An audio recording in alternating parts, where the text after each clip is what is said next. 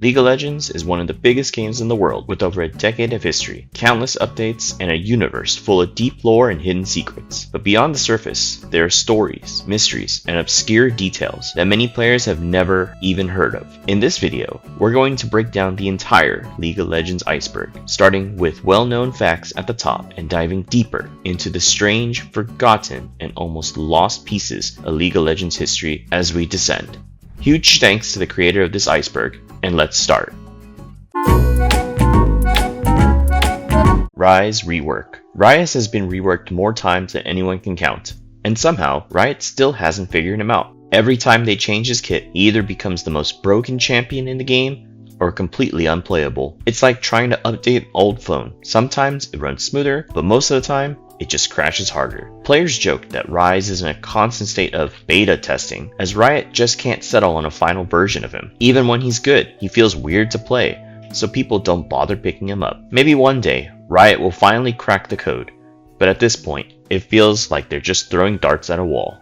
Jinx and Vi are sisters. Plot twist. Jinx and Vi aren't just rivals, they're actually sisters. The two have this deep, messed up sibling rivalry that makes their fights even more intense. They have history that goes way beyond just being on opposite sides, which makes their interactions pretty wild. It's a huge reveal, if you didn't already know. Blame the jungler. No matter what happens in the game, if something goes wrong, it's always the jungler's fault. Bot lane got 2v2'd, jungle diff. Mid lane lost their tower in 5 minutes, where was my gank? Meanwhile, the jungler is busy fighting objectives, getting vision, and trying to keep the team from falling apart. It doesn't matter if they did everything right. The second the team starts losing, they're getting flamed. At this point, blaming the jungler is just a part of League culture, even when it makes zero sense. It's a running joke, but deep down, every jungler is silently screaming inside. Ao Shin. Ao Shin was supposed to be League's first Dragon champion, and players were hyped. Riot teased him for years, making him sound like he was going to be the most epic champion ever. Then, out of nowhere, they scrapped the whole idea and said, nah, never mind. Instead, they gave us Aurelion Sol, who's cool and all, but he's not the legendary dragon fans were expecting. People still joke about Ao Shin being trapped in Riot's basement, waiting for his chance to be released. At this point, he's more of a myth than an actual champion. Pay to win skins. Riot swears skins don't affect gameplay, but some skins feel straight up pay to win. Certain skins have weirdly hard to see animations, making them feel impossible to play against. Project Zed, for example, has abilities that blend into the map, making it way harder to dodge his shurikens. Then, there are skins that just feel smoother, like playing Battle Academia Caitlyn. Someone makes you hit every headshot. Riot denies it, but when a fancy skin gives someone god tier reflexes, it's sus. At this point, if you see someone rocking an expensive skin, just assume that they have a hidden buff. Winter map. Every year, Riot gives us a winter-themed Summoner's Rift, and every year, players get way too attached. Something about the snowy lanes and icy jungle just makes the game feel cozier, like playing in a Christmas wonderland. The problem? Riot always takes it away too soon, leaving everyone begging for it to stay permanently. It's basically the League equivalent of McDonald's, bringing back the McRib. Limited time hype, then sadness. Players have been asking for a permanent Winter Rift for years, but Riot just hits us with maybe next time. Spoiler, there will never be a next time. Ashe, Sejuani, and Lissandra are sisters. Freljord isn't just a frozen wasteland. It's home to some of the most dramatic family beef in League.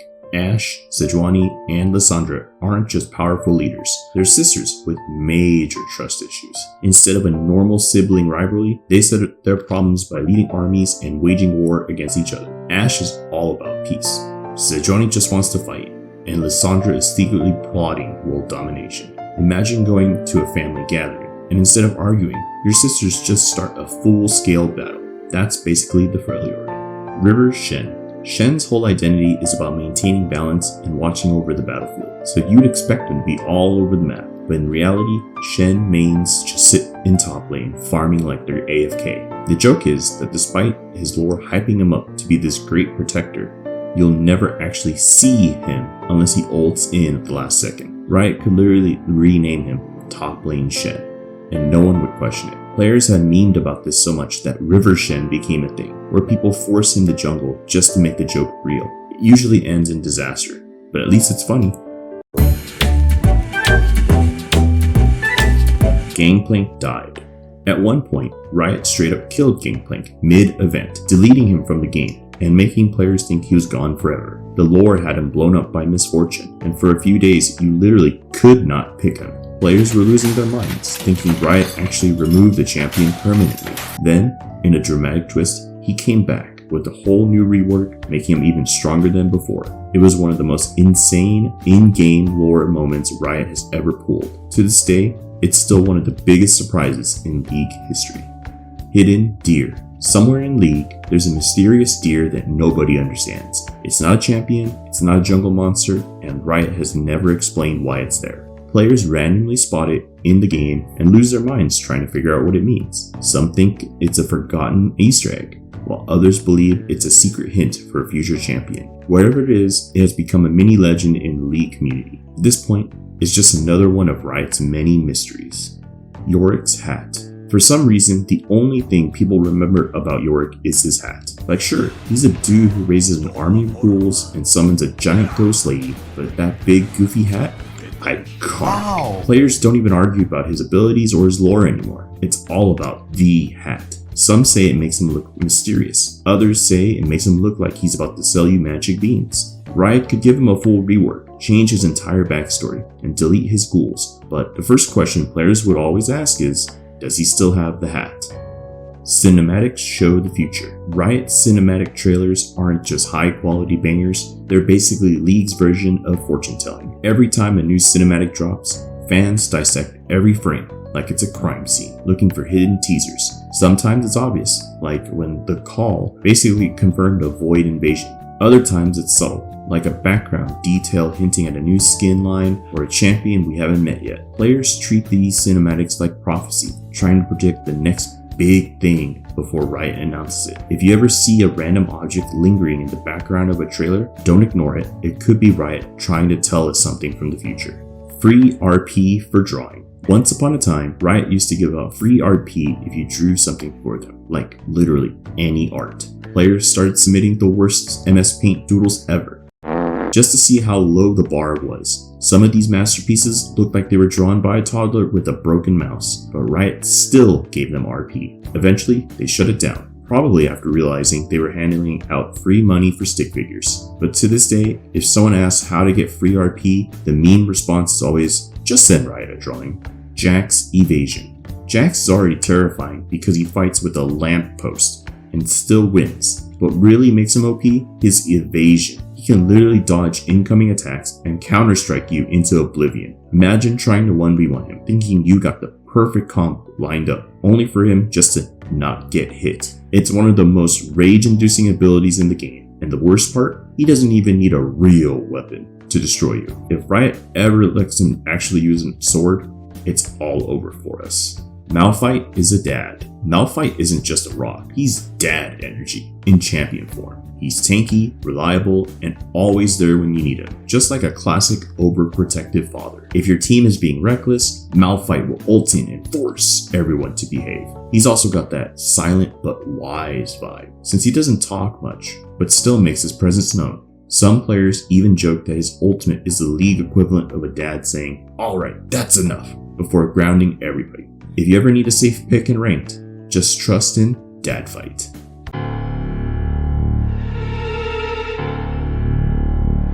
Senna cheated. According to a meme that refuses to die, Senna cheated on Lucian, and players love to joke about it. There's no actual evidence in the lore, but that hasn't stopped the community from running with the theory. Some say it explains why Lucian is always so mad, while others claim it adds more spice to their already dramatic relationship. It doesn't help that Senna got trapped in Thresh's lantern for years, which gave plenty of people time to speculate on what she was up to in there. Riot has never confirmed or denied it, so the meme lives on, fueling endless debates. Global Damage Poppy. Once upon a time, Poppy had an ultimate that was so ridiculous it basically let her delete a champion from existence anywhere on the map. She could target someone, press R, and boom, they were gone, no matter how far away they were. Imagine getting into a fight thinking you're safe, only for Poppy to press a button and instantly ruin your game from across the rift. It was so busted that Riot had no choice but to rework her completely. But OG players still remember the days when Poppy wasn't just a Yordle with a hammer, she was an actual menace to society. Summoners. Back in the day, we were actually part of League's lore. Players weren't just controlling champions, we were called summoners. And in the story, we were the ones commanding battles. Riot eventually scrapped the idea, probably because it made things too complicated. But old school players still remember when Summoner's Rift actually meant something. Now, we're just faceless entities watching champions fight, which is kind of depressing. Some fans still hold on to the idea, claiming that deep down, we are part of the lore. We just got retconned out of existence. Varus isn't a Darkin. When Varus was first released, everyone assumed he was a Darkin, one of those ancient, cursed warriors trapped in weapons. It made sense, right? He had a cool bow, looked edgy, and had that dark energy vibe. But then, Riot hit us with the plot twist. He's actually not a Darkin. He's two dudes and a possessed bow. Fans were shook, and the debate over whether he should be a Darkin still hasn't died down. Some people refuse to accept it, saying Riot just changed their minds at the last second. Either way, Varus is forever stuck in identity crisis mode. Mordekaiser punches Viego. Mordekaiser and Viego are two of the most OP villains in League's lore, so when they finally clashed, it was legendary. Viego, the Ruined King, tried to flex his dark magic and ghost army, but Mordekaiser wasn't having it. Instead of some fancy magic battle, Mordekaiser just punched him. Straight up decked him. No spells, no rituals, just a giant armored warlord throwing hands. Players loved this moment because it was so brutally simple. Imagine preparing an entire world-ending ritual only to get folded like a lawn chair by a guy with a metal fist. Classic. Taric mini rework. Taric used to be one of those champions who just existed, but wasn't really played. He had healing, armor, and vibes. But his kit wasn't just that exciting. Riot gave him a mini rework to make him feel more impactful, and suddenly, he went from a forgotten support to a walking fortress. His new kit made him tankier, his healing stronger, and his ultimate an actual game changer. Now, instead of the dude people ignored, he's the guy keeping entire teams alive with invulnerability. He might have gotten a full rework, but this small update was all he needed to shine. Wraith Camps. Back in the day, the Wraith Camps was the bane of every early game jungler's existence. It wasn't the hardest camp, but it was definitely one of the most annoying to clear, especially if you didn't have a lot of AoE damage. The little wraiths would chip away at your health, while the big one just sat there, taking all your hits like a raid boss. Junglers who tried to clear it early would often leave with less HP than they started with, making it feel like a scam. Riot eventually replaced Wraiths with Raptors, but the frustration still lingers in the memories of old school players. To this day, some junglers still wake up in a cold sweat, remembering how those tiny monsters almost ruined their clear. She's too tanky. Ever been to a fight where you throw everything at an enemy and they just don't die? That's what it's like going up against champions like Leona, Sion, or Ornn. You can land every ability, auto-attack them for what feels like an eternity, and they'll still be standing there, laughing at your damage. Players joke that some tanks in League are straight up unkillable, with health bars that never seem to go down. And the worst part, while you're struggling to deal any damage, they're just casually CCing your entire team like it's nothing. If you ever see a tank running at you and you still don't have enough true damage, just accept your fate. It's over. Suicide Frog. Kog'Maw is basically League's version of a kamikaze pilot. If things go wrong, he's taking you with him. His passive lets him explode after he dies, dealing damage to enemies in the process. But the real tragedy, his ultimate sometimes puts him in such a bad spot that he dies even before getting to use it properly. That's how the Suicide Frog meme started, because playing Kog'Maw often means accidentally blowing yourself up for no reason. Every Kog'Maw main has at least one moment where they've thought of making a big brain play, only to miscalculate and explode in the middle of nowhere. It's funny until you realize you just threw the game. Bots flaming you. League's bots are supposed to be harmless practice dummies, but sometimes they straight up roast players mid-game. There have been instances where bots randomly drop question mark pings after a bad play, or type a passive-aggressive chat message like, "Nice flash, lol." It's like Riot secretly programming them to be toxic.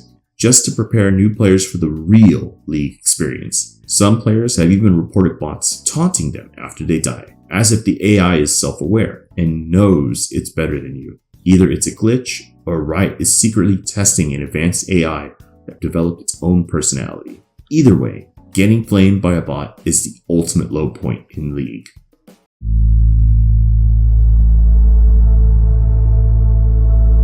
KDA racism scandal. When Riot first dropped the KDA music video, it was a massive success. People loved seeing League champions in a K-pop setting, but it wasn't long before controversy struck, with some fans calling out Riot for cultural appropriation and problematic character designs. The main issue was around Akali's portrayal, as people argued that her mix of Korean and Western influences felt inauthentic. Some even pointed out that Riot had a history of mishandling representation, making this scandal especially messy. Riot responded with clarifications and updates, but the debate left a lasting impact on how the community views their approach to diversity. Even now, every time a new KDA project drops, people still bring up the controversy. Old Summoner's Rift. Before Riot gave Summoner's Rift a fancy makeover, it had very different vibe. Darker, grittier, and a little scuffed. The old map had weird proportions, some sus textures, and a jungle that felt like a haunted forest. But for veteran players, that was peak League. The janky charm of the old Rift made every match feel more intense. When Riot updated the map, a lot of players appreciated the cleaner design, but the nostalgia for the old version never went away. People still post comparisons, reminiscing about the days when the jungle monsters looked like actual demons. It's one of those things where, if you know, you know. Skins getting people banned. Imagine dropping a $20 on a cool skin, only to get banned for using it. That's exactly what happened to some players when Riot cracked down on certain skin mods that were being abused. While most skins are just for looks, some unofficial mods made hitboxes harder to see, giving players a sneaky advantage. Riot wasn't having it, and suddenly people found themselves permanently banned just for changing their champion's appearance. The funniest part? Some of these banned players didn't even realize they were cheating. They just thought they had the coolest skin in the lobby. Lesson learned, if your skin makes you feel too powerful, it might be illegal.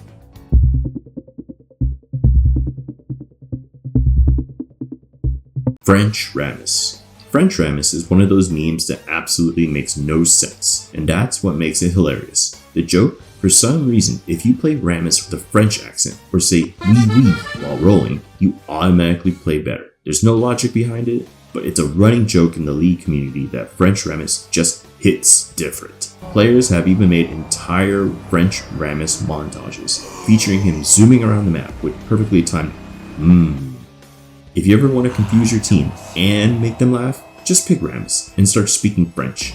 Guaranteed comedy gold. Oui, d'accord, ok, bien, oui, what? Iron 4 accounts. Iron 4 is the absolute bottom of the ranked ladder. It's where hope goes to die. If you're here, you're either brand new to the game, trolling for content, or just built differently, in the worst way possible. The meme is that nothing functions properly in Iron 4. Players will randomly walk into towers, miss their abilities, and think farming minions is a waste of time. It's basically League's version of the Wild West, where anything can happen. The worst part? Some people try on purpose to hit Iron 4, just to see how chaotic it gets. If you ever find yourself in this rank, just embrace the madness. Ascension Game Mode.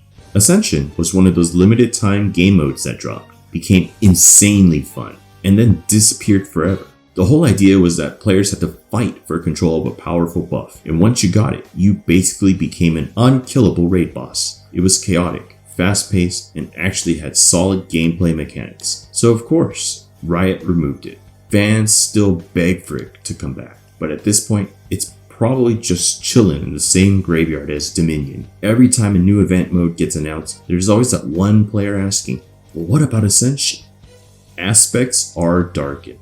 The Darken are some of the most cursed beings in League's lore. Powerful warriors trapped inside ancient weapons, doomed to suffer. But some players have a wild theory that the Aspects, like Pantheon, Leona, and Tarek, might actually be Darkin in disguise. It sounds crazy, but there are some weird similarities, like both groups being possessed by a greater force. Some fans think Riot is secretly setting up a huge lore twist, where we find out that the aspects are just another version of the Darkin. Is it true? Probably not, but conspiracy theories like this make League's lore way more fun.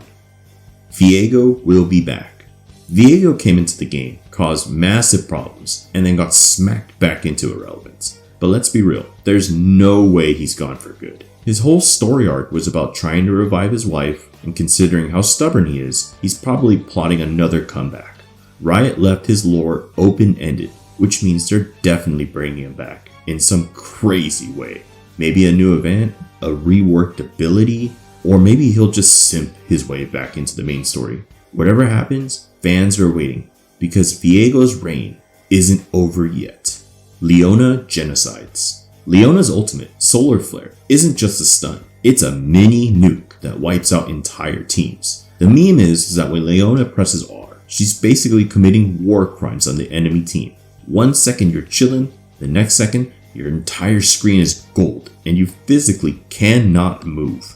And if you're caught in the middle of it, just close your game. The joke got even funnier when players started comparing her ult to an actual large-scale destruction in the lore, turning Leona into a walking genocide machine. Riot probably didn't intend for her to feel this powerful, but here we are. Doping in Worlds. Every major esports event has its fair share of conspiracy theories, and League's World Championship is no different. Some people genuinely believe that pro players use performance-enhancing drugs to improve reaction times, focus, and mental endurance during high-stakes matches. There's no real evidence, but every time a player pulls off some insane 1v5 outplay, the rumors start flying. Maybe it's just a cracked mechanics, maybe it's gamer juice, or maybe it's something more sus. Either way, until Riot starts running drug tests mid-series, this theory isn't going away.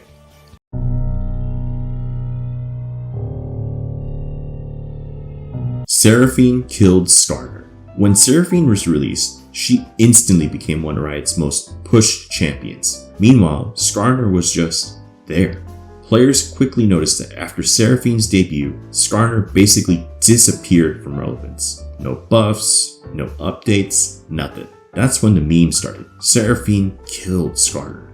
It's a joke, but at the same time, it kind of makes sense. Riot has been reworking champs left and right, but poor Skarner got ignored for years. Now that he's finally getting a rework, the prophecy might be undone. Shoot faster. There's an old League myth that clicking faster makes your champion attack faster. Obviously, it doesn't work like that, but that hasn't stopped players from furiously spam clicking in fights. It's like when you mash buttons harder in a fighting game, thinking it will make your character move quicker. The placebo effect is real, though some players genuinely feel like clicking at light speed makes their DPS go up. It doesn't, but hey, if it gives you confidence, who's stopping you? 90% ban rate Kassadin. Kassadin is the definition of a late game monster. His scaling is so insane that if you don't shut him down early, he will 1v9 the game. That's why, for a while, his ban rate was hovering at an absurd 90%. People were terrified of letting him scale. The second he hit level 16, it was GG, and there's literally nothing you could do about it. Riot eventually nerfed him, a little, but the PTSD still lingers. To this day, even if he's not meta, people still insta-ban it, just in case. Jace and Gragas are buddies. Jace and Gragas have zero lore connections, but for some reason, the community decided that they're best friends. It's one of those memes that came out of nowhere, but maybe it's because Jace is a genius inventor, and Gragas is just a dude who loves beer. Either way, players love the idea of them going on wacky adventures together, with Jace overthinking every plan, and Gragas is just solving problems by throwing barrels. Riot never officially confirmed their friendship, but at this point, the community has manifested it into reality. If they ever get a dual skin, it's over. We win. Amumu is a dead child. Amumu's entire existence is one of the saddest things in League's lore. He's literally a child who got cursed and turned into a mummy, and now he just wanders around crying forever. That alone is brutal, but then you realize that no one knows who he really was before the curse. Was he a prince? A lost soul? A victim of some ancient tragedy? Riot left it open-ended, which somehow makes it even worse. And yet, despite how tragic he is, people still flame Amumu mains for missing their cue. No love for the sad mummy.